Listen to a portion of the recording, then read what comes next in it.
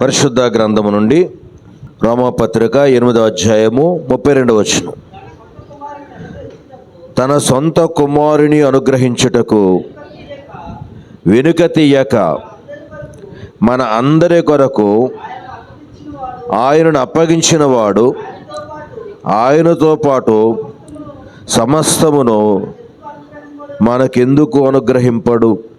దేవుని చేత ఏర్పరచబడిన వారి మీద నేరము మోపువాడెవడు? నీతిమంతులుగా తీర్చువాడు దేవుడే. ప్రార్థన చేసుకుందాం. పరిశుద్ధుడైన మా తండ్రి, ప్రేమ కలిగిన మా ప్రభువా, నీ ఘనమైన పరిశుద్ధమైన నామమునకు వందనములు, స్తోత్రములు, స్తుతులు చెల్లిస్తున్నాను. కృపగలిగిన దేవా నీకు స్తోత్రాలు. ప్రేమ కలిగిన దేవా నీ పరిశుద్ధమైన నామమునకు వందనాలు, స్తోత్రాలు, స్తుతులు చెల్లిస్తున్నాం తండ్రి. అయా మరి సమయంలో తండ్రి నాయనా నీ వాక్కు ద్వారా నాతో మాతో మాట్లాడమని, నన్ను మమ్ములను ఆత్మలో బలపరచమని నాయనా నీ సన్నిధిలో నీ పవిత్రమైన నీ పుణ్య పాదముల దగ్గర మనవి చేసుకుంటున్నాను ప్రభా. గొప్ప దేవుడా నీకు స్తోత్రాలు, అద్భుతకరుడా నీకు స్తోత్రాలు, ఆశ్చర్యకరుడా నీ ఘనమైన నామానికి వందనాలు చెల్లించుకుంటున్నాను. ఇదిగో ప్రభా మరి సమయంలో చదవబడినటువంటి వాక్య భాగమును తండ్రి నా కొరకు మా కొరకు నాయన మీరు విరిచి వడ్డించమని అయా నీ సన్నిధిలో అయా నీ పవిత్రమైన నీ పుణ్య పాదముల దగ్గర మనవి చేసుకుంటున్నాను ప్రభా నీకు స్తోత్రాలు. నాయన ఈ సమయంలో తండ్రి ప్రభా నాయన ఈ మాట ద్వారా తండ్రి మా ఆత్మీయ జీవితాలకు మేలు కలుగునట్లుగా అయా తని ప్రభా నాయన మీ విశ్వాసములో నాయన తని ప్రభా బలపడి నాయన అయా పరిశుద్ధతను సంపాదించుకునే బిడ్డలుగా మీరు మాకు సహాయం చేయమని యేసుక్రీస్తు నామమున ప్రార్థిస్తూ ఉన్నాము తండ్రి, ఆమేన్. చదవండి. తన సొంత కుమారుని అనుగ్రహించుటకు వెనుక తీయక మన అందరి కొరకు ఆయనను అప్పగించిన వాడు మనతో పాటు కాదు, ఆయనతో పాటు సమస్తమును మనకెందుకు అనుగ్రహింపడు? ఒక ప్రశ్న ఇక్కడ కనిపిస్తుంది. తన సొంత కుమారుని అనుగ్రహించుటకు వెనుతీయక మనందరి కొరకు ఆయనను అప్పగించిన వాడు ఆయనతో పాటు సమస్తమును మనకెందుకు అనుగ్రహింపడు అంటే దాని అర్థం ఏంటండి? అమ్మా మీరు అన్నారు, పాస్టర్ గారు మా ఇంటికాడ కూటానికి మీరు తప్పనిసరిగా రండి, రావాలి అన్నారు. అప్పుడు నేను అన్నాను ఎందుకు రాను అన్నాను. అంటే దాని అర్థం ఏంటి? తప్పనిసరిగా వస్తాను అని అర్థం. అదే ఇక్కడ అంటున్నాడు. ఏమన్నాడమ్మా? ఆయనతో పాటు సమస్తమును మనకెందుకు అనుగ్రహింపడు అంటే అర్థం ఏంటంటే ఆయనతో పాటు మనకేం చేస్తాడనమాట? సమస్తము అనుగ్రహిస్తాడు. దేవునికి స్తోత్రం. తన సొంత కుమారుణ్ణి ఆయన వెనుక తీయకుండా మనందరి కొరకు అప్పగించినప్పుడు ఆయన ఎప్పుడైతే అప్పగించాడో, ఎందుకు అప్పగించాడు అసలు ఆయన ఎందుకు అప్పగించాడంటే మనకు సమస్తము కూడా మన జీవితాలకు కావలసిన సమస్తము కూడా మనకు అనుగ్రహించాలనే ఉద్దేశముతోనే తండ్రి తన ఏకైక కుమారుణ్ణి మన కొరకు అప్పగించాడు. దేవునికి స్తోత్రం. అందుకనే దేవుని యొక్క ప్రేమ ఎవరు కూడా వర్ణించలేం. దేవుడు లోకమును ఎంతో ప్రేమించాడు. ఇక దానికి కొలత అనేది లేదండి. ఇంత ప్రేమించాడు, ఇంతే ప్రేమించాడు అని ఇంతే ప్రేమించాడు అనేది కాదు. కనుక ప్రభునందు ప్రియమైనటువంటి దేవుని బిడ్డలారా ఎంతైనా ప్రేమిస్తాడు. ఎందుకంటే మనం చదవండి యోహాను సువార్త 3వ అధ్యాయము 16వ వచనం. దేవుడు లోకమును ఎంతో ప్రేమించెను కాగా ఆయన తన అద్వితీయ కుమారుని కుమారుని యందు పుట్టిన వాని యందు విశ్వాసముంచు ప్రతివాడు నశింపక నిత్య జీవము పొందినట్లు ఆయనను అనుగ్రహించెను. చూసారా? కనుక దేవుడు లోకమును ఎంతో ప్రేమించాడు. కనుక ఇక్కడ అంటున్నాడు, ఏమని మాట్లాడుతున్నాడు? మరి ఆయనతో పాటు సమస్తమును మనకెందుకు అనుగ్రహింపడు? అంటే దేవుని బిడ్డలమైన మనం ఎంత ధైర్యంగా బ్రతకాలి, దేవుని బిడ్డలమైన మనము ఎంత విశ్వాసంతో బ్రతకాలి ఈ వాక్యాన్ని బట్టి. కానీ ఈ రోజున విశ్వాసులమైనటువంటి మన జీవితాల్లో మరి ఏది అటువంటి విశ్వాసము కనబడుతుందా?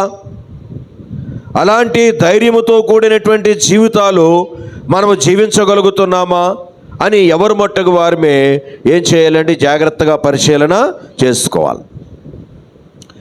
ప్రియులరా, దేవుడు తన ప్రియ కుమారుణ్ణే మనకు సిలువలో ప్రాణం పెట్టడానికి అప్పగించాడు అంటే అర్థం ఏంటంటే మనం ఇక ఏ విషయంలో కూడా భయపడవలసిన పని లేదు, ఏ విషయంలో కూడా మనం కంగారు పడవలసిన పని ఏమాత్రము కూడా లేదు అనే విషయాన్ని మనము గ్రహించాలి. ఈ విషయం తెలియక అంటే దేవుని యందు సరైన నమ్మకం లేక దేవుని యొక్క సిలువ త్యాగాన్ని హృదయములో గ్రహించక పై క్రైస్తవులుగా ఉన్నటువంటి పరిస్థితుల వల్ల మన జీవితాల్లో మనకు ధైర్యం ఉండదు, నిరీక్షణ ఉండదు, ఆనందం ఉండదు, ఏమీ కూడా లేనటువంటి జీవితాలు మనము జీవిస్తాం.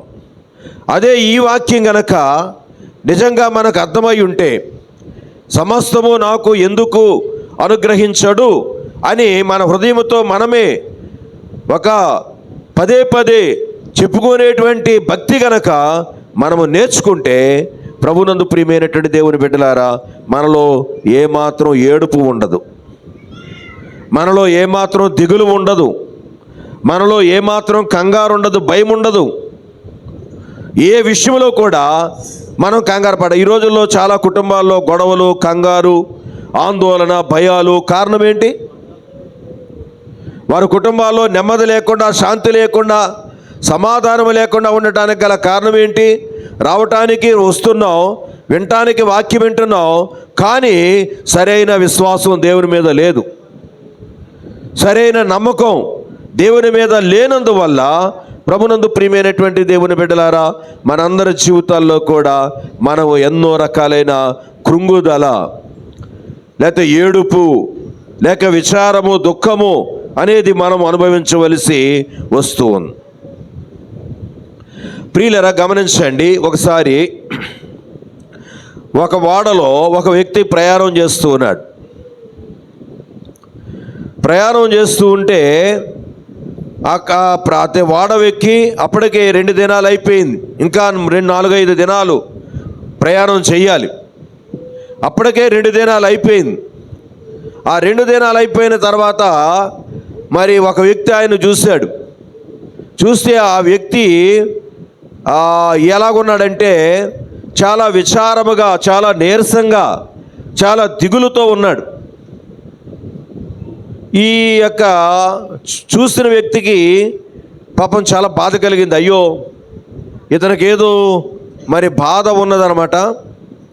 ఎందుకో చాలా విచారంగా, అందరూనేమో సంతోషంగా చక్కగా ఉన్నారు, ఇతనేమో దిగాలుగా ఓ పక్కకి వెళ్ళిపోయి నీరసంగా కూర్చుని ఉన్నాడు అని చెప్పేసి దగ్గరికి వెళ్ళి అతనితో అడుగుతున్నాడు. ఏమని అడుగుతున్నాడు? బాబు, నువ్వు ఎందుకు అలాగున్నావు? ఏంటి నీ పరిస్థితి ఏంటి? నీకేమీ బాగోలేదా అని చెప్పి అడుగుతున్నాడు. అప్పుడు ఆ వ్యక్తి చెప్పిన మాట ఏమిటంటే, అయ్యా ఏమీ లేదు, మరి నేను ఉన్న డబ్బులన్నిటి ఏం చేస్తాను, నేను టికెట్ కొనుక్కున్నాను. అయితే ఇప్పుడు నా దగ్గర డబ్బులేమీ కూడా లేవు. ఈ ప్రయాణంలో అప్పుడే 2 రోజులు అయిపోయింది. నిన్న నుంచి నాకు తినడానికి ఏమీ కూడా లేదు, కడుపు కాలిపోతుంది, చాలా నీరసం వచ్చేస్తుంది అని చెప్పేసి అన్నాడట. చాలా నీరసంగా ఉంది అని చెప్పేసి అంటే ఆ వెంటనే ఆ వ్యక్తి ఏది నీ టికెట్ ఏదని చెప్పేసి అడిగి తీసుకుని చూస్తే ఆ టికెట్లోనే ఏమున్నాయి? అన్నీ ఉన్నాయి. ఏముందండి ఆ టికెట్లోనే? ఆ ఓడ ప్రయాణం అన్ని దినాలు చక్కగా ఉదయం వెళ్ళి హ్యాపీగా టిఫిన్ చేసి రావచ్చు, మధ్యాహ్నం వెళ్ళి భోజనం చేసి రావచ్చు, సాయంత్రం వెళ్ళి తినొచ్చు, మధ్యాహ్నం మరలా స్నాక్స్ ఉంటాయి. ఇవన్నీ కూడా ఫ్రీగా ఉచితంగా ఆ టికెట్ కొన్నప్పుడే ఆ టికెట్లోనే ఇమిడి ఉన్నాయి. పాపం ఆ విషయం ఆ వ్యక్తికి తెలియక అతడు ఏమైపోయాడు? మలమల మాడిపోయాడు. ఎంతో బెంగతో, విచారంతో, నీరసంతో, కాలు చేతులు లాగేస్తున్నాయి, ఏం చేయాలో అనేటువంటి బాధలో ఉండిపోయాడు. కారణం ఏంటంటే అతనికి ఏం తెలియలేదంటే ఆ టికెట్ విలువ అతనికి ఏమాత్రం కూడా తెలియలేదు. దేవుడు నిన్ను ఏర్పరచుకున్నాడు, దేవుడు నిన్ను పిలుచుకున్నాడు, దేవుడు నిన్ను సంఘంలోకి విశ్వాసిగా చేర్చుకున్నాడంటే దేవుడు నీకు చాలా ఆధిక్యతలు ఇచ్చాడు. ఆ ఆధిక్యతలు నీకు తెలియక నువ్వు చాలాసార్లు ఏం చేస్తావంటే నా కష్టాలు ఎవరు అర్థం చేసుకుంటారు, నన్ను ఎవరు పట్టించుకుంటారు అని చెప్పేసి నువ్వు ఏడుస్తున్నావేమో, లేక నీవు ఎంతగానో నిరాశతో కృంగిన పరిస్థితుల్లో, బలహీనమైన పరిస్థితుల్లో ఒకవేళ నీవు ఉంటున్నావేమో. నీకు దేవుని యొక్క ఆ విధానాలు తెలియక, దేవుని యొక్క పద్ధతులు నీవు అర్థం చేసుకోక, ఈ వాక్యాన్ని మనం అర్థం చేసుకోవాలి. ఆయనతో పాటు సమస్తమును మనకెందుకు అనుగ్రహింపడు అంటే దాని అర్థం ఏంటంటే మనము ఏ విషయంలో కూడా కంగారు పడవలసిన పని లేదు, భయపడవలసిన పని లేదు. నిజంగా భక్తి చేస్తే, నిజంగా దేవుని పట్ల మనము యథార్థంగా ఉండగలిగితే మనకు ఏ విధమైనటువంటి ఆందోళన పడవలసిన పని లేదు. నీకు ఎప్పుడు ఏ కార్యం జరగాలో, నీకు ఎప్పుడు ఏ మేలు చేయాలో, నీకు ఎప్పుడు ఏది నీ చేతిలోకి రావాలో అన్నీ చూసుకునేది ఆయనే. దేవునికి స్తోత్రం, దేవునికి స్తోత్రం. కనుక ప్రభునందు ప్రియమైనటువంటి దేవుని బిడ్డలారా, చాలాసార్లు మన జీవితాల్లో అయ్యో ఈ రోగం ఎలాగా, అయ్యో ఈ ఆకలి ఎలాగా, అయ్యో ఈ నింద ఎలాగా, ఈ నింద నేను భరించలేకపోతున్నాను, ఈ ఆకలి నేను భరించలేకపోతున్నాను అని చెప్పి నువ్వు నలిగిపోతున్న ఆ పరిస్థితి లేదు. కారణం ఏంటంటే నువ్వు సిలువను ఎక్కువగా ధ్యానించటం లేదు, సిలువ విలువను గ్రహించటం లేదు. సిలువతో పాటు అన్నీ కూడా దేవుడు మనకు ఏర్పాటు చేశాడు.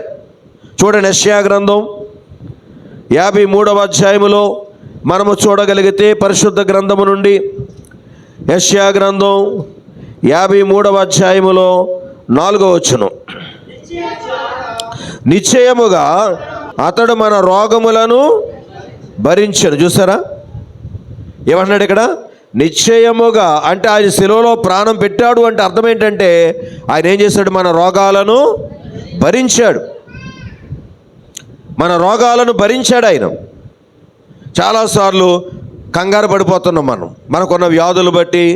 సహజంగా ఎవరమైనా సరే ఆ ఆందోళన మనకు వస్తూ ఉంటుంది. కానీ మనము సిలువను ధ్యానం చేయాలి. అలాంటి టైంలో సిలువ వైపు నిదానించి చూడాలి, జాగ్రత్తగా చూడాలి. అది ఎలాంటి వ్యాధి అయినా మనకు స్వస్థత వచ్చేస్తుంది. సిలువ వైపు నిదానించి చూడటం అంటే అర్థం ఏంటంటే మన జీవితంలో యథార్థంగా ఉండి దేవుడు ఉన్నాడు అనే నమ్మకంతో ఉండటం. అలాగా ఎప్పుడైతే మనము ప్రాక్టీస్ చేస్తామో అలాంటి పరిస్థితుల్లో డాక్టర్లు కూడా ఇక లాభం లేదు, కుదరదు అని చెప్పినటువంటి వ్యాధులను కూడా దేవుడు ఎంతోమందిని బాగు చేశాడు. దేవునికి స్తోత్రం, దేవునికి స్తోత్రం. కనుక ప్రభునందు ప్రియులారా, చూడండి దేవుని యొక్క వాక్యములో మత్తయి సువార్త 8వ అధ్యాయము 17వ వచనం, ఆయన మాట వలన దెయ్యములను వెళ్ళగొట్టి, చూసారండి, రోగులను కూడా ఏం చేశాడంట? స్వస్థపరిచాడు. ఆయన మాట, ఆయన చూపు ప్రియులారా మనకెంతో స్వస్థత ఇస్తుంది. కనుక నీ యొక్క శరీర బలహీనతను బట్టి ఒకవేళ నీవు కృంగుతూ ఉన్నావేమో, 1 పేతురు పత్రిక 2వ అధ్యాయము 24వ వచనం అండి, మనము పాపముల విషయమై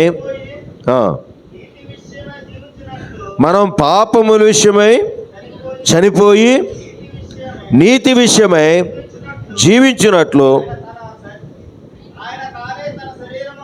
ఆయన తానే తన శరీరమందు మన పాపములను చూసారా ప్రియులరా, ఇక్కడ మనం చాలా జాగ్రత్తగా గమనించాలి. చూడండి దేవుని వాక్యంలో ఆ మాట మనం కొంచెం జాగ్రత్తగా చూద్దాం. ఆయన పొందిన గాయముల చేత, అది కనుక ఇక్కడ ఆయన పొందిన గాయముల చేత మనకేముందంటమ్మా? స్వస్థత ఉన్నది. దేవునికి స్తోత్రం, దేవునికి స్తోత్రం. నిజంగా మనకెంత బాధ వచ్చిన ఆ పరిస్థితుల్లో మనము సిలువ ధ్యానం చేస్తూ, నా కొరకు సిలువలో ప్రాణం పెట్టవయ్యా, నీకు స్తోత్రము నాయనా, ఇదిగో నాకు స్వస్థత ఇస్తున్నావయ్యా, నీకు స్తోత్రము నాయనా అని విశ్వాసంతో పలికి చూడండి. ఎంత అద్భుతమైనటువంటి గొప్ప కార్యం జరుగుతుందో, ఎంత అద్భుతమైన విడుదల మన జీవితాల్లో మనం చూడగలమో. కాబట్టి ఆయనతో పాటు సమస్తము మనకి ఇచ్చాడంటే మరి ఆయన సిలువ వల్ల మన రోగాల నుంచి మనకు స్వస్థత కలుగుతుంది. దేవునికి స్తోత్రం, దేవునికి స్తోత్రం. ఏంటండి, ఆయన సిలువ వల్ల మన యొక్క రోగముల నుంచి మనకేం కలుగుతుందమ్మా? అదే అన్నాడు కదా యెషయా గ్రంథం 53లో, అతడు పొందిన దెబ్బల చేత మనకు స్వస్థత కలుగుతుంది అన్నాడు. చదవండి అన్నమాట. యెషయా గ్రంథం 53వ అధ్యాయములో మనము చూస్తే 5వ వచనం, అతడు పొందిన దెబ్బల చేత మనకు స్వస్థత కలుగును. చూసారా, అతడు పొందిన దెబ్బల చేత మనకేముందండి? స్వస్థత. కాబట్టి ఒకవేళ నీకు షుగర్ ఉండొచ్చు, లేకపోతే బీపీ ఉండొచ్చు, ఇంకా భయంకరమైన వ్యాధులు నీకు ఉండొచ్చు, కానీ భక్తి యథార్థంగా చేయి. నీ హృదయంలో ఉన్న ప్రతి పాపాన్ని ఒప్పుకో. నీకు దేవుడు అద్భుతమైన స్వస్థత, ఆయన అద్భుతమైన స్వస్థత నీకు ఇస్తాడు. కనుక ప్రభునందు ప్రియమైనటువంటి దేవుని బిడ్డలారా, మనము ఈ విషయాన్ని మనం చాలా జాగ్రత్తగా గ్రహించుకోవాలి. అంత మాత్రమే కాదు, ఆయన యెషయా గ్రంథం 53వ అధ్యాయములో 4వ వచనంలో చదవండి, మన వ్యసనములను, అది మన వ్యసనములను అంటే ఏంటి ప్రియులరా? మన బాధలు, మన దుఃఖాలని అర్థం. అయ్యో ఏంటి సమస్య, ఏంటి నా కుటుంబ పరిస్థితి ఎలాగుందేంటి, లేకపోతే నా యొక్క విధానాలు ఎలాగొచ్చినాయి ఏంటి, అందరూ కూడా చాలా హ్యాపీగా ఉంటున్నారు, నాకేంటి దరిద్రత అనేటువంటి ఆ వేదనతో బాధతో కొంతమంది నలిగిపోతూ ఉంటారు. కొంతమంది అలాంటి పరిస్థితులు వాళ్ళకు ఉంటూ ఉంటాయి.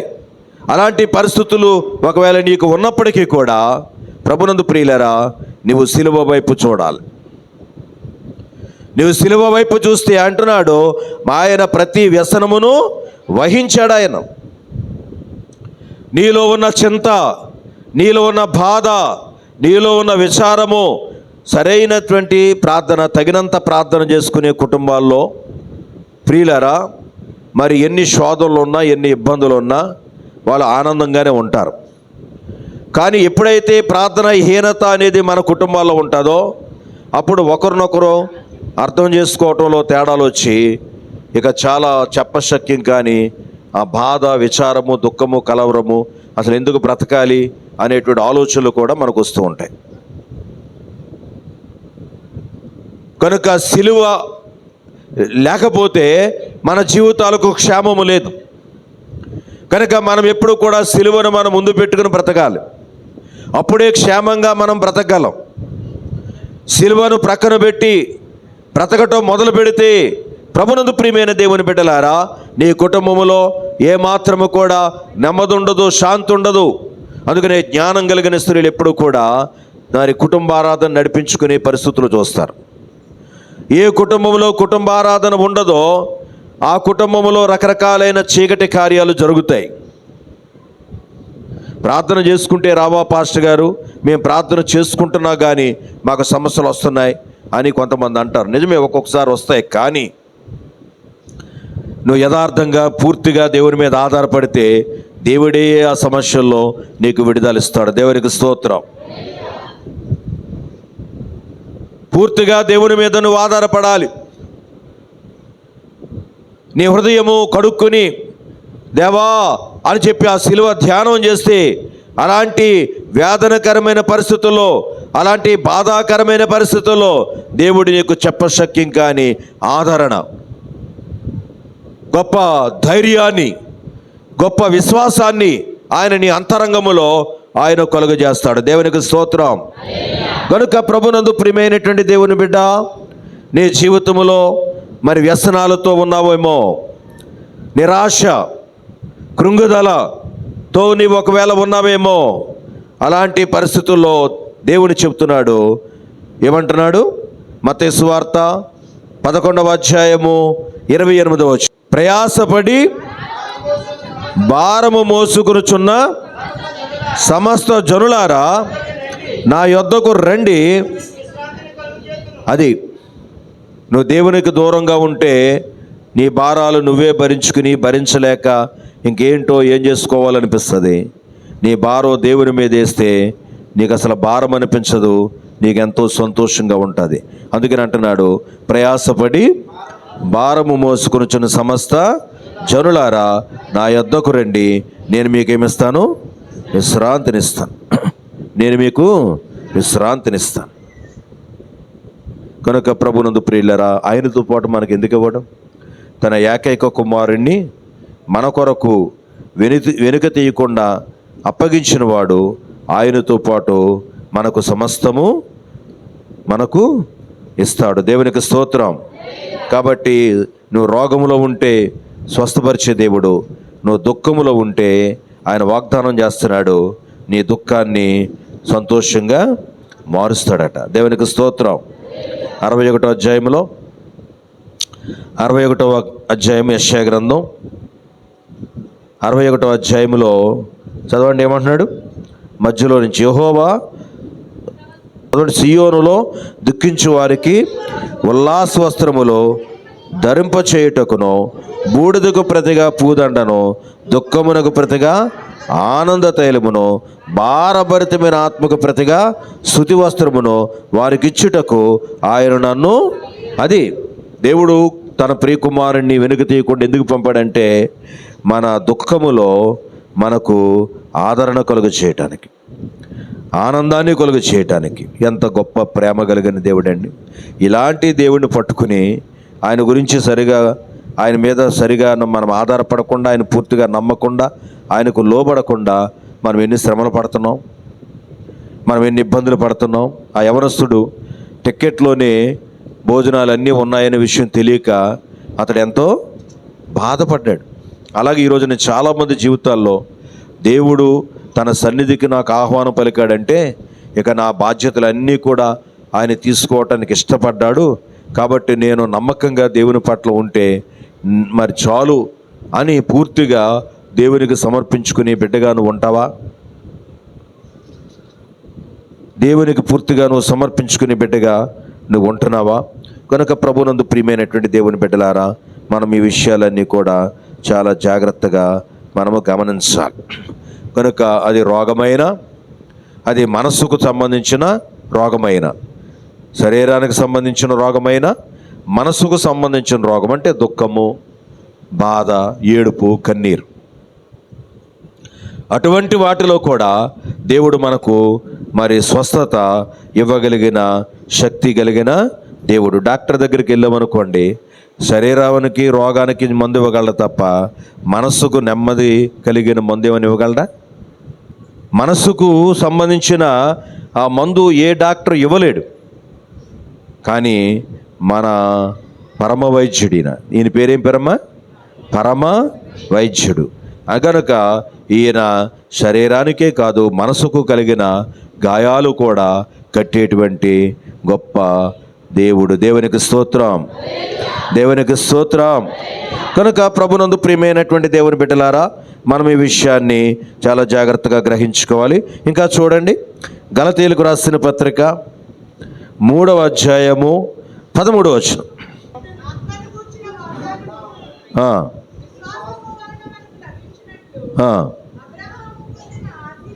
అబ్రహాము పొందిన ఆశీర్వచనము క్రీస్తు యేసు ద్వారా అన్యజనులు పొందుటకై. చాలండి, ఇక్కడే నేను చెప్తున్నాను వినండి. అబ్రహాము పొందిన ఆశీర్వచనము క్రీస్తు యేసు ద్వారా అన్యజనులకు కలుగుటకై క్రీస్తు మన కోసము శాపమై మనను ధర్మశాస్త్రము యొక్క శాపము నుండి విమోచించెను. ప్రియులారంటే ఏ శాపమైనా ఒకవేళ మన మీద ఉంటే, మన పితరుల చేసిన పాపాలు బట్టి, గత కాలములో మనం చేసిన పాపాలు బట్టి ఒకవేళ ఏదైనా శాపం మన కుటుంబం మీద ఉంటే, ఆ శాపాన్ని కూడా ఆశీర్వాదకరంగా మార్చగలదు యేసు ప్రభు యొక్క శిలువ. దేవునికి స్తోత్రం, దేవునికి స్తోత్రం. ఏ శాపమైనా సరే చూడండి, ఈ శాపం అనేది మొట్టమొదట దేన్ని బట్టి వచ్చిందండి? ఆదాము అవ్వలు ఆ చెట్టు దగ్గరికి వెళ్ళి ఆ చెట్టు ఫలము కోసుకుని తిన్నందువల్ల ఏమొచ్చిందండి? శాపం వచ్చింది. కాబట్టి ఆ శాపం తీసేయటానికి యేసు ప్రభు కూడా ఆయన శిలువ మొయ్యవలసి వచ్చింది. శిలువ అనేది దేనితో తయారు చేయబడింది? మ్రాను చెట్టు, మ్రాను కదా చెట్టు. కనుక ఆ చెట్టు ద్వారానే ఆ యొక్క శిలువ అనేది చెట్టు నుంచి ఎందుకు తయారు చేయబడిందంటే, ఇది చెట్టు ద్వారా అంటే ఆ చెట్టు నుంచే శాపం వచ్చింది కనుక ఆ యొక్క శిలువను మోయటం ద్వారా యేసు ప్రభు ఏం చేశాడంటే మానవుల మీదకు వచ్చిన ప్రతి శాపమును కూడా ఆ శిలువ ద్వారా యేసు ప్రభు తొలగించడానికి ఆ శిలువను మోసాడు. దేవునికి స్తోత్రం. కనుక ఒకవేళ ఆర్థిక శాపములో ఉన్నామేమో, నిజం చెప్పాలంటే మన సంఘంలో ప్రతి ఒక్కరికి కూడా ఈ ఆర్థిక శాపం అనేది ఉన్నట్టుగానే అనిపిస్తుంది. ఏ ఇంటిలో కూడా సమృద్ధి లేదు, ఏ ఇంటిలో కూడా ఎలా తిన్నా పర్వాలేదు, ఎగదెగ అనేటువంటి పరిస్థితి లేదు.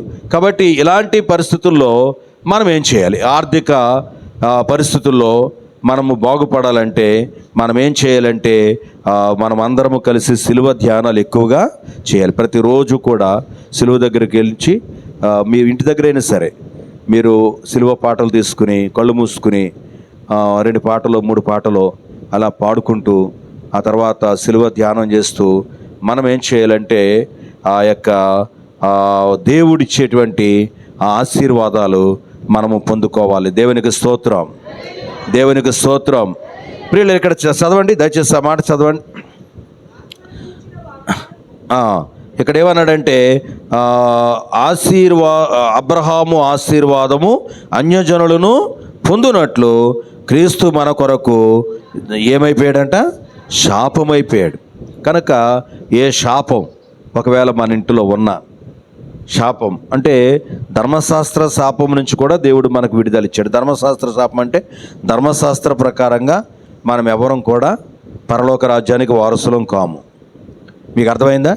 ధర్మశాస్త్రాన్ని బట్టి చూస్తే మనలో ఎప్పుడు కూడా ఏదో ఒక లోపం, ఏదో ఒక పాపం, ఏదో ఒక దౌత్యత కనిపిస్తూ ఉంటుంది. ధర్మశాస్త్రాన్ని బట్టి అందరూ కూడా నరకానికి వెళ్ళవలసిందే.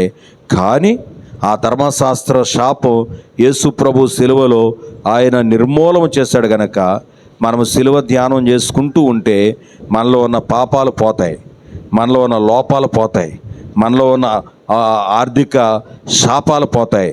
శిలువ ధ్యానం చేయకే మన జీవితాల్లో మనం ఎన్నో రకాలైన వ్యాధులతో బాధలతో ఉండవలసిన పరిస్థితి ఉంటుంది అని చెప్పి మనం గ్రహించుకుని మనం అర్థం చేసుకుని ఈ దినమున ప్రభునందు ప్రియులరా మనము ఒక గొప్ప ధైర్యము కలిగిన భక్తిని ప్రారంభించాలి. ధైర్యం అంటే మొండి ధైర్యం కాదు. పాపమే ఉండి పర్వాలేదు దేవుడు నాకున్నాడు అనుకుంటే చావు దెబ్బ తినేస్తాం, అసలు లెగలేని దెబ్బ తినేస్తాం. కానీ అయ్యా నాకేంటయ్యా ఈ పాపం ఉంది, బలహీనత ఉంది, ఇది వద్దనుకున్నా కాదనుకున్నా నన్ను వెంబడిస్తుంది, ప్రభువా నన్ను క్షమించు నాయనా అని చెప్పేసి మరి ఎక్కువగా శిలువ పాటలు పాడుకుంటూ ఆ శిలువ ధ్యానం చేస్తూ మనం ఆ పాపాన్ని నుంచి లోకాన్ని నుంచి బయటకు రావాలి. దేవునికి స్తోత్రం, దేవునికి స్తోత్రం. కనుక ప్రియులను గమనించండి, మరొక విషయం చాలామందికి డౌట్ ఏంటంటే నేను ఇంతకాలం నుంచి 2 సంవత్సరాల నుంచి భక్తి చేస్తున్నాను, ఇంత సంవత్సరాల నుంచి ప్రార్థన చేస్తున్నాను, పరిచర్య చేస్తున్నాను, ఇన్ని సంవత్సరాల నుంచి నేను దేవునిలో ఉన్నాను, కానీ ఇంకా నాలో పాపం పోలేదు, అసలు నేను పరలోకం వెళ్ళగలనా? ఇంకా చేయకూడని పనులు చేస్తున్నాను, మాట్లాడకూడని మాటలు మాట్లాడుతున్నాను,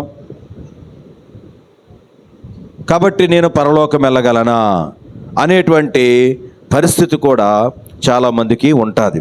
అయితే ప్రభునందు ప్రియమైనటువంటి దేవుని బిడ్డలారా, మరి దేవుని యొక్క వాక్యములో గనక మనము మరి చూసినట్లయితే చూడండి, దేవుని వాక్యంలో గనక మనం చూసినట్లయితే 1 యోహాను పత్రిక 1వ అధ్యాయము 7వ వచనం, అయితే ఆయన వెలుగులోనున్న ప్రకారము మనమును వెలుగులో నడిచిన ఎడల మనము అన్యోన్య సహవాసము గలవారమై ఉందుము. అప్పుడు ఆయన కుమారుడైన యేసు రక్తం ప్రతి పాపము నుంచి మనలను పవిత్రులుగా చేయను.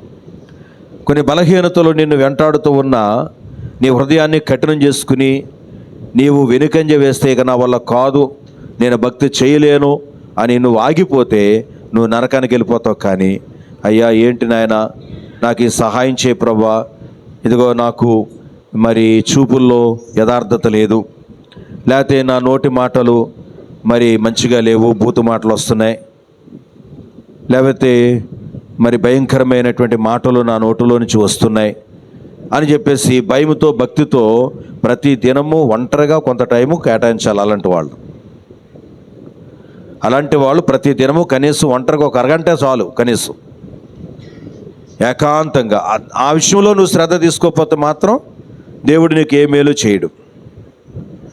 ఒంటరిగా ఏకాంతంగా ఒక కనీసం రోజుకు ఒక గంట కానీ, ఒక మహా బిజీ మేనవైపోతే కనీసం ఒక అరగంట అయినా కానీ నువ్వు దేవుని సన్నిధిలో సిలువ ధ్యానం చేయగలిగితే అప్పుడు యేసు రక్తం ప్రతి పాపము నుంచి ఏం చేస్తుంది? నిన్ను పవిత్రులుగా చేస్తుంది. దేవునికి స్తోత్రం. అదే అంటాడు, వారు వెళ్ళుచుండగా వారు ఏమయ్యారంట? శుద్ధులయ్యారు. శుద్ధి అయిపోయాను, ఇంకా నాలో ఏ పాపం లేదు అనుకోవటానికి ఎవరికి అవకాశం ఉండదు. కంఠంలో ప్రాణం ఉన్నంత వరకు మనము దేవుని మీద ఆధారపడుతూ ప్రభువా నన్ను జ్ఞాపకం చేసుకో అని భయముతో భక్తితో ప్రార్థన చేసుకుంటూ ఉంటే మన యొక్క హృదయ ఆశను బట్టి పరిశుద్ధత పట్ల మనకు ప్రేమ ఉంటే, అధిక ఆశ హృదయంలో దేవుడు చూస్తే అప్పుడు ఆ పాప మీద జయమిస్తాడు. మన హృదయంలో దేవుడు చూస్తాడు, యథార్థత మీద పరిశుద్ధత మీద మనకు ఎంతవరకు ప్రేమ ఉందో ఆశ ఉందో. అది పైకి మనం చెప్తే కాదు కదా, అది అంతరంగాలు చూస్తాడు కదా. అలాగ నిజంగా దేవుని పట్ల ఎవరైతే తృష్ణ కలిగి ఉంటారో, ఆశ కలిగి ఉంటారో అటువంటి హృదయాన్ని ఆయన తప్పనిసరిగా ఆయన కడుగుతాడు. యేసు రక్తం ప్రతి పాపము నుంచి కూడా మనల్ని ఏం చేస్తుందంట? పవిత్రులుగా చేస్తుంది. ఎందుకంటే ఆయన మన వ్యసనాలు మన రోగాలే కాదు. చూడండి, యెషయా గ్రంథం 53వ అధ్యాయంలో 11వ వచనం, అతడు తనకు కలిగిన వేదన చూచి తృప్తును, నీతిమంతుడైన నా సేవకుడు జనుల దోషములను భరించి. అది ఏంటండి? ఆయన వ్యసనాలను రోగాలనే భరించలేదు. ఏం భరించాడు ఆయన? మన యొక్క దోషములు అంటే పాపములు ఆయన శిలువ మీద భరించాడు. శిలువ మీద మోసింది ఏంటంటే మనందరి పాపాలు. ఆ యొక్క చెట్టు ద్వారా శాపము వచ్చింది, ఆ పాపం వచ్చింది. ఆ యొక్క చెట్టు అంటే శిలువ చెట్టును శిలువాకారములో ఆయన మోసింది ఏంటంటే తిరిగి మనందరి పాపాలు మనందరి శాపాలు ఆయన భరించాడు, మోసాడు. కాబట్టి మన పాపములో నుంచి కూడా ఆయన మనకు విడుదల ఇవ్వగలడు. దేవునికి స్తోత్రం, దేవునికి స్తోత్రం. ఇక్కడ కూర్చున్న వారిలో చాలామంది జీవితాలు మనకు తెలుసు. ఒకప్పుడు భయంకరమైన పాపములో ఉండి ఆ పాపంలో నుంచి పూర్తిగా విడుదల పొందిన అనుభవాలు మనకు తెలుసు. అయితే కొంతమంది జీవితంలో ఇంకా వద్దనుకున్నా కాదనుకున్నా మరి అటువంటి పాపపు పరిస్థితులుంటే వాళ్ళు ఒంటరిగా ప్రతిరోజు కూడా దేవునితో సహవాసం చేయటలేదు అని అర్థం. అలాగ ఒంటరిగా దేవునితో సహవాసం చేసి చూడండి, అద్భుతంగా మీకు విడుదల అనేది వస్తుంది. నేను మారు మనసు పొందిన కొత్తలో అన్ని పాపాలు జయించాను. అయితే తర్వాత చివరికి ఈ కంటి పాపం మీద జయం కొరకు కొన్ని దినాలు ఉపవాసం ఉన్నాను, కొన్ని రోజులు ఉపవాసం ఉన్నాను. ఉపవాసం ఉన్న తర్వాత మరి చూడండి ఏం జరిగిందో. ఫిలిప్పీలకు రాసిన పత్రిక మనం చూస్తే 4వ అధ్యాయం 6వ వచనం, దేనిని గూర్చి చింతపడకూడదు కానీ ప్రతి విషయములోనూ ప్రార్థనా విజ్ఞాపనల చేత కృతజ్ఞతాపూర్వకముగా మీ విన్నపములు దేవునికి తెలియజేయడి. అప్పుడు సమస్త జ్ఞానమునకు మించిన దేవుని సమాధానం యేసుక్రీస్తు వలన మీ హృదయములకును మీ తలంపులకును కావలి ఉండును. ఈ అనుభవం నేను పొందుకున్నాను. దేవునికి స్తోత్రం, దేవునికి స్తోత్రం. కనుక యేసుక్రీస్తు ప్రభువుని మన కొరకు ఇచ్చిన దేవుడు మనం ఆశించే ఏదైనా ఎందుకు మనకివ్వడు? ఆయనతో పాటు సమస్తము మనకెందుకు అనుగ్రహించడు? అనుగ్రహించే దేవుడు గనక మనం ఏం చేయాలంటే మరి పూర్తిగా శిలువ ధ్యానం చేస్తూ ఉండాలి, దేవుని మీద ఆధారపడుతూ ఉండాలి. ఈ 4 గోడల మధ్యలోనే భక్తి కాదు. చాలామంది నలుగురు ఎదుర్కొండగానే భక్తి, 4 గోడల మధ్యలోనే భక్తి అంతా కూడా మరి చూపిస్తూ ఉంటాం.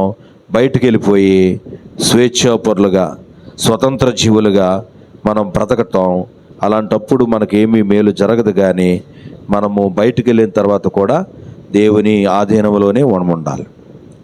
బయటికి వెళ్ళిన తర్వాత కూడా దేవుని ఆధీనంలోనే మనము బ్రతకాలి. కనుక ప్రభునందు ప్రియమైనటువంటి దేవుని బిడ్డలారా, ఈ విషయాన్ని గ్రహించాలి. మరి మన ప్రభువు ఎలాంటి ప్రభు అంట? ఆశీర్వాదమును అనుగ్రహించే ప్రభు. నెహెమియా అనేటువంటి భక్తుడు దేవునికో పేరు పెట్టాడు.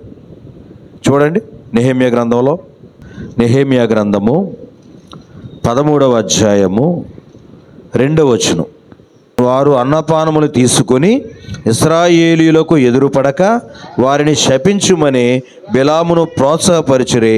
అయినను మన దేవుడు ఆ శాపమును ఆశీర్వాదకరముగా మార్చినని వ్రాయబడినట్లు కనబడెను. దేవునికి స్తోత్రం. చూడండి, బాలాకు రాజు బిలాముకి చాలా డబ్బు ఇచ్చి ఏమంటాడు చెప్పండి, వాక్యం తెలిసిన వాళ్ళు చెప్పండి. బాలాకు రాజు బిలాము అనే ప్రవక్తకు, నేను నీకు చాలా బహుమానాలు ఇస్తాను, నీవెవరిని దీవిస్తే వారు దీవించబడతారు, నీవెవరిని శపిస్తే వారు శపించబడుతున్నారు, కాబట్టి నీవు ఇశ్రాయేలీలు శపించాలి అంటాడు. పాపం బిలాము ముందు అలా కాదు, నేను దేవుడు ఏది చెప్తే అదే చెప్తాను అంటాడు. కానీ పాపం లోపల బిలాముకి డబ్బాష వచ్చింది, ధనాపేక్ష వచ్చింది. ధనాపేక్ష వచ్చి మరి అక్కడికి వెళ్ళి ఏం చెప్తాడో, ఒకవేళ ఈసారైనా వాళ్ళు దీవించడానికి అవకాశం ఉంటుందేమో అనేటువంటి బుద్ధి కలిగి వెళ్తాడు. లేకపోతే అసలు వెళ్ళకూడదు కదా. ఎన్నిసార్లు చెప్పనయ్యా నేను అసలు రాను అని గట్టిగా చెప్పలేడు. ఈసారి వస్తాను, ఈసారి ఏమంటాడో చూస్తాను అంటాడు. అంటే నా మాటలు మీకు అర్థమవుతున్నాయా? బిలాములోకి ఏమొచ్చింది?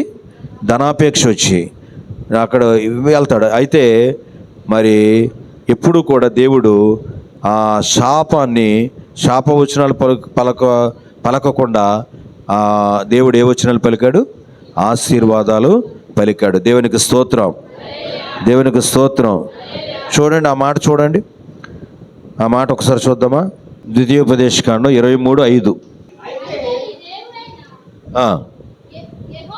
అయితే నీ దేవుడైన యెహోవా ఏంటండి? బిలాము మాట విననొల్లకుండెను. నీ దేవుడైన యెహోవా నిన్ను ప్రేమించును గనుక నీ దేవుడైన యెహోవా నీ నిమిత్తము ఆ శాపమును. దేవునికి స్తోత్రం.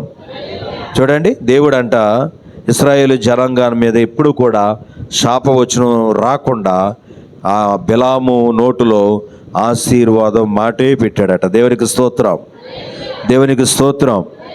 బిలాముకు ఉండేది ఆశ, ఏదో విధంగా ఈసారైనా నేను గనక వాళ్ళని శపిస్తే నాకు బోల్డ్ డబ్బు వస్తుంది అని ఆశ ఉండేది. కానీ దేవుడు ఎప్పుడు కూడా తన ప్రజల పక్షంగా శాపవచనాలు పలకలేదు. దేవునికి స్తోత్రం, దేవునికి స్తోత్రం. కనుక ప్రభునందు ప్రియమైన దేవుని బిడ్డలారా, మరి భక్తి అనేది చాలా జాగ్రత్తగా చేయాలి. మాట్లాడేటప్పుడు నిదానించి మాట్లాడాలి. తల్లిదండ్రులతో ఎలా మాట్లాడాలి, పెద్దలతో ఎలా మాట్లాడాలి, భార్యతో ఎలా మాట్లాడాలి, ఇక భర్తతో ఎలా మాట్లాడాలి అనేది కూడా మరి మనం తెలుసుకోవాలి. దేవుని సన్నిధిలో దేవుని పనిముట్టులుగా, దేవుని సాధనాలుగా మనం బలంగా పనిచేయాలంటే మన నోరు కాచుకోవాలి. ఏదైనా మాట్లాడేటప్పుడు దాన్ని 10 సార్లు నిదానించి ఆలోచించి మాట్లాడటం అభ్యాసం చేసుకుంటే ప్రభునందు ప్రియులారా, మన జీవితాల్లో దేవుని సాధనంగా వాడబడతాం, దేవుని పనిముట్టుగా వాడబడతాం.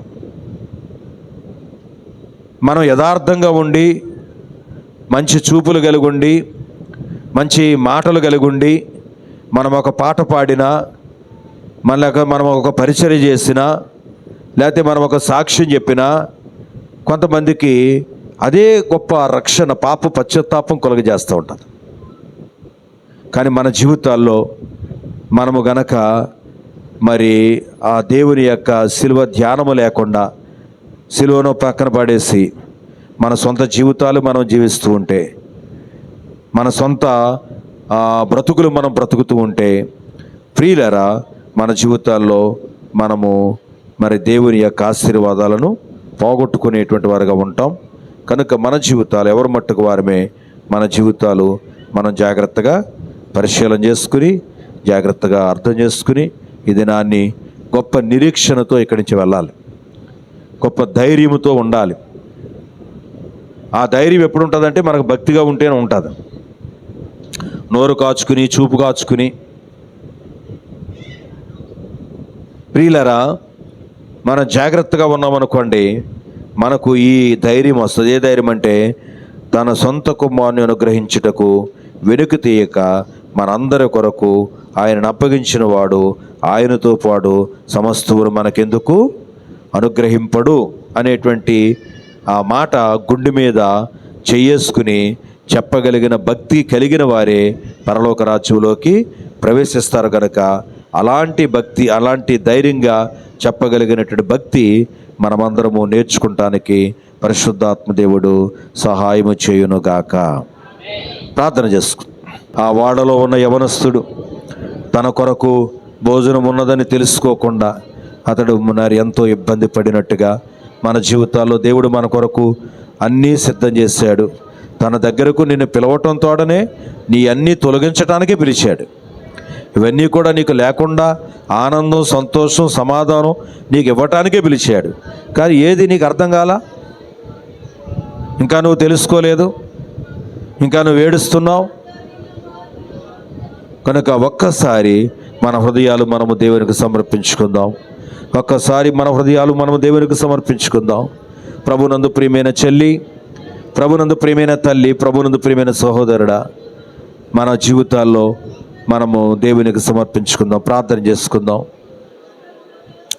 పరిశుద్ధుడివైన మా తండ్రి, ప్రేమ కలిగిన మా ప్రభువా, నీ ఘనమైన పరిశుద్ధమైన నామానికి వందనాలు. రాత్రంతయు తండ్రి ఎంతో సమయం నీ దగ్గర ప్రార్థించవలసి వచ్చింది నాయన. ఈరోజు ఏ వాక్యం చెప్పాలి అంటే నాయన అతని ప్రభా సాయం నాయన, మరి 2-3 గంటల వరకు కూడా నాయన ప్రార్థించవలసి వచ్చింది నాయన. ఆ తర్వాత తండ్రి ఇదిగో నీ వాక్యం జ్ఞాపకం చేస్తావు నాయన. తండ్రి ప్రభా, మరి ఎవరో కూడా ఇంత ప్రయాసతో, శ్రమతో వారి దగ్గరకు తెస్తున్నటువంటి మాటలను తండ్రి వారు తేలికగా తీసుకుని వారు నష్టపోకూడదు నాయన. వారు నాయన ప్రమాదాలకు గురి కాకూడదు నాయన. ప్రభా, సహాయం ఇచ్చేయమని ప్రభా నీ సన్నిధిలో ప్రార్థన చేస్తున్నానయ్యా. అయ్యా, సువార్త ప్రకటన అంటే తండ్రి దాని వెనుక ఎంత ప్రయాస ఉంటుందో, ఎంత శ్రమ ఉంటుందో, ఎంత వేదన ఉంటుందో నాయన ఎవరు గ్రహించటం లేదు నాయన. ఏదో తేలికగా అలాగే చెప్తారులే అని అనుకుంటున్నారేమో తండ్రి.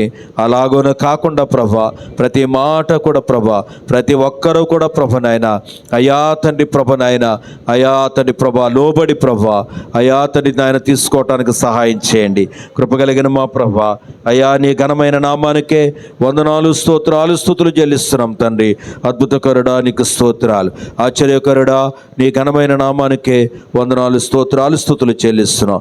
అయా ఈ ప్రార్థన విజ్ఞాపనలన్నీ కూడా ప్రభా మీరే జ్ఞాపకం చేసుకుని ఎత్తబడిన వాక్యం ప్రతి ఒక్క హృదయంలో ముద్రించమని నాయన ప్రభా, శిలువ ధ్యానం ద్వారా శాంతి సమాధానాలు పొందుకోవటం నాయన వారికి నాయన ప్రభా మరి చేతనవ్వటానికి సహాయం చేయమని నీ పాదాల దగ్గర మనవి చేసుకుంటూ వాక్యాన్ని స్వీకరించి శిలువ ధ్యానం చేసుకుని బాగుపడే కుటుంబాలుగా కొంతమంది ఉంటారు నాయన. అలాగే ఈ విన్నది ఏమీ కూడా పట్టించుకోకుండా మరలా వారి బాణీలో వారే వెళ్ళి కానీ ఆయన అపాయాలు, కష్టాలు తెచ్చుకునే పరిస్థితుల్లో ఎవరు ఉండకుండా నీ సహాయత సంపూర్ణంగా దయచేయమని మా ప్రభువును రక్షకుడునైన యేసుక్రీస్తు నామమున ప్రార్థిస్తూ ఉన్నాము తండ్రి. ఆమేన్.